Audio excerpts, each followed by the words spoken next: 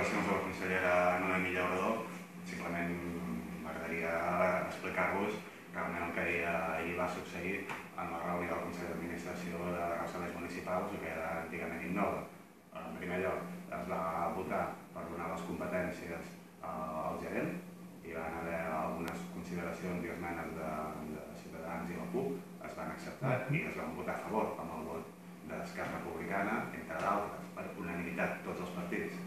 En segon lloc, es van votar si, en relació a les retribucions, a les famoses dietes d'Innova, que tant han estat qüestionats pels mitjans de comunicació, doncs aquest punt no es va aprovar, per tant, ara no es cobra per anar al llit. I aquí sí que la CUP va votar en contra i no va tindre res a veure amb el sentit del vot que va tindre Ciutadans i el PSC, que no va ser en contra.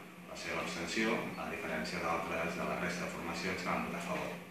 Per tant, aquests són els dos punts que ahir es van sotmetre a votació. Per tant, no sé on la senyora Noemí Llauradó veu aquesta pinça a tres bandes entre PSC, Ciutadans i la CUP. En relació al punt que es tractava de l'assegurança, la responsabilitat dels consellers i de les conselleres, simplement dir que a proposta del Partit Popular i en vista que els acords que s'havien d'adoptar no estaven ni escrits en el paper, no comptaven amb cap tipus d'informe de secretaria ni d'intervenció. Repeteixo, a proposta del PP i per unanimitat es va decidir posposar aquest debat fins divendres.